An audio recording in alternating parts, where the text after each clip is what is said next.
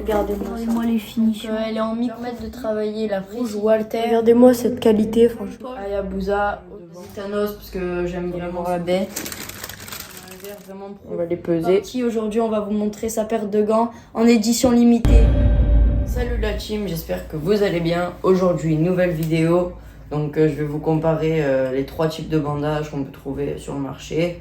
Donc ici, on a des bandes Hayabusa, donc des basiques, des simples. Ici, on a des gels pro de chez Venom.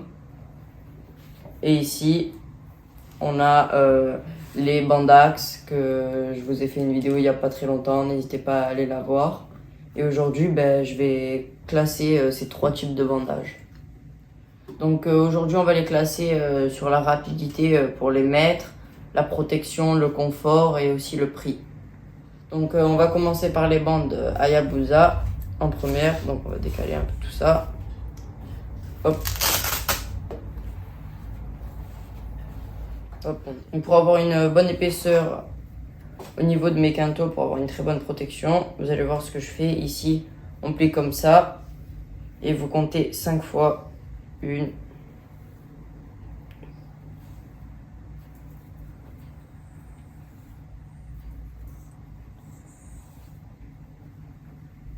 quand on arrive à 5, on va laisser un peu plus dépasser ici. On va venir plier en deux.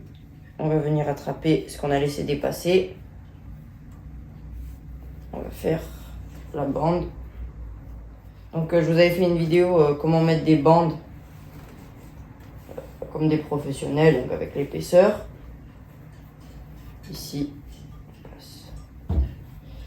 Donc n'hésitez pas à aller la voir.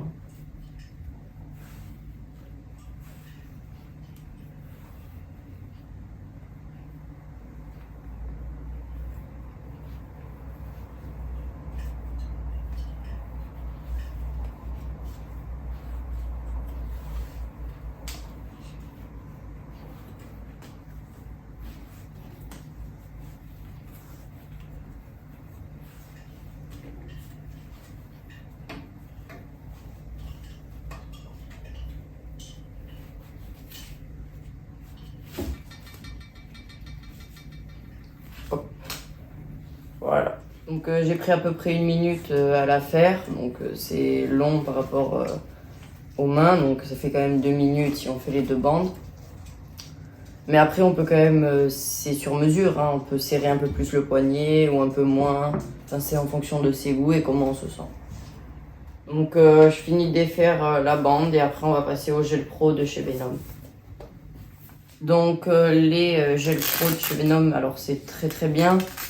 Mais comme vous le savez déjà, là ça y est, je suis passé en amateur, donc c'est un peu limite, par exemple au sac, quand on appuie, tout ça.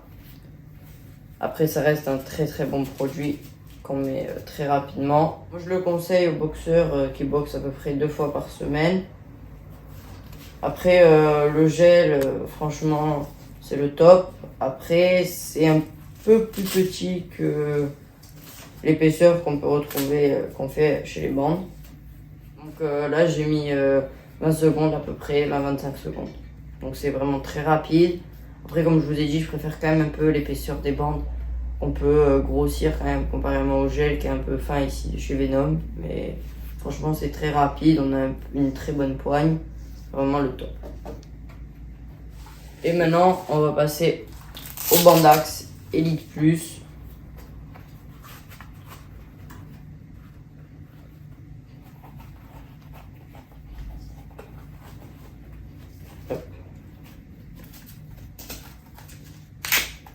Donc mon classement pour moi, les Bandax en première, les bandes en deuxième et les gels pro de Venom en troisième. Alors pourquoi ce classement? Parce que déjà les Bandax c'est vraiment un super maintien, superbe protection.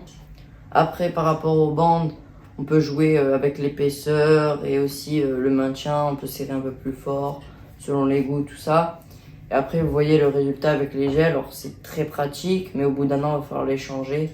Les coutures, ça y est, elles commencent à flébir. Et après, ici, on a le gel qui se ramollit un peu, mais encore ça va.